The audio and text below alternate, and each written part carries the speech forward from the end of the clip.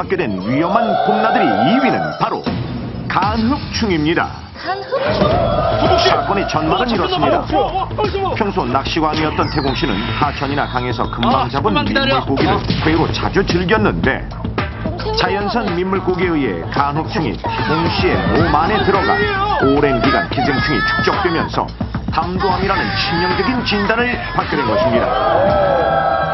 담도암이란 간에서 배출되는 담즙이 십이지장으로 배출되기까지 담즙이 흐르는 통로인 담도에 발생하는 암종을 말하는데 주로 잉어, 붕어, 피라미, 모래무지 등 자연산 민물고기를 날것으로 먹을 때 식중독 등을 일으킬 수 있는 병원성 세균에 감염되거나 민물고기 안에 기생하던 간흡충이 몸속으로 들어가 간으로 뻗어있는 담관에 기생하며 각종 문제를 일으켜 결국 담도암이라는 무시무시한 질병에 걸리게 되는 것인데요.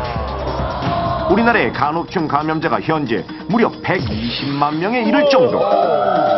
실제로 간흡충에 감염돼 큰 고통을 겪고 있다는 충북에 사는 한 사례자의 이야기를 들어봤습니다. 이 민물에는 먹고 돌아서면 또 땡긴단 말이지. 서울 사람들은 이 맛있는 것도 모르고 우린 참 복도 많은가벼. 30여 년째 금강 인근에서 살고 있는 실제 사례자 구재현 씨는 평소 자연산 민물고기를 회로 자주 즐겨 먹었는데요. 그런데 언제부턴가 자주 찾아오는 복부 통증과 피곤함.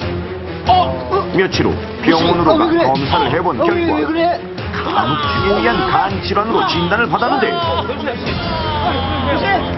강가에 사는 이상 민물회를 자주 먹고 피로가 자주 오고 소화도 안 되고 병원에 가서 진찰을 받았더니 간해투증이라고 이제 판정이 나와가지고 병원에 안 가고 약을 안 먹었으면 내 몸이 어떻게 됐을지도 모르겠네요. 간흡충이 우리 몸에 들어오게 되면 유충이 위를 거쳐서 십이지장에 이르러 보호막 기능을 하던 껍질을 이제 벗고요. 일부는 담낭으로 또 일부는 담관으로 이동해서 담즙을 먹으면서 성장하게 됩니다.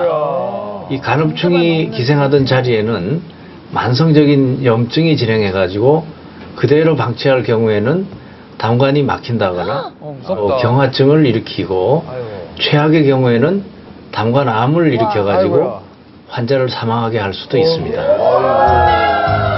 여기서 잠깐! 민물고기를 손질하는 과정에서 오염된 칼, 도마 등의 식기를 통해서도 간흡충에 감염될 수 있다는 사실 알고 계십니까? 실제로 민물고기를 손질한 도마와 칼 등의 식기를 어떤 방법으로 소독하는지 알아보기 위해 경기도의 한 낚시터를 찾았습니다. 흐르는 물로 잘 닦아서 식초로 소독합니다. 제대로 닦은 다음에 햇빛에 건조해가지고 식초로 다 소독하면 되지 않나요? 소주로 헹구면 소독이 잘 되는 거 아닌가? 자, 그렇다면 민물고기를 손질한 후 소독을 제대로 안 했을 경우 얼마나 위험할 수 있을까요? 실험을 통해 알아봤습니다. 낚시꾼들이 직접 잡은 자연산 민물고기의 오염 상태를 살펴봤는데요. 현미경으로 관찰한 결과 민물고기에서 장내균 발견. 이번에는 민물고기의 단면을 살펴보겠습니다. 꿈틀거리는 기생충 보이십니까? 이것이 바로 간흡충입니다. 실제로 야외에서 식기를 소독할 때 흔히 사용하는 방법대로 주방세제, 소주, 식초를 이용해 세균의 박멸 정도를 살펴보겠습니다. 먼저 소주는 세균을 어느 정도나 박멸할까요? 그런데 놀랍게도 세균이 80%나 감소하는 것을 확인했습니다.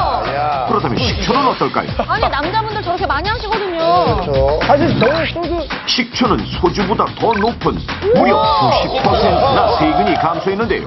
주방 세제 역시 세균 90%의 살균력을 보여 흔히 사용하는 소주, 식초, 세제에서 어느 정도의 살균력이 있는 것으로 확인됐습니다. 사용하는 소독법인 식초, 소주 등을 이용하여 검체를 처리하였을 경우 검출되는 균이 감소하는 경향을 보였습니다. 그렇다면 기생충은 같은 상황에서 어떨까요?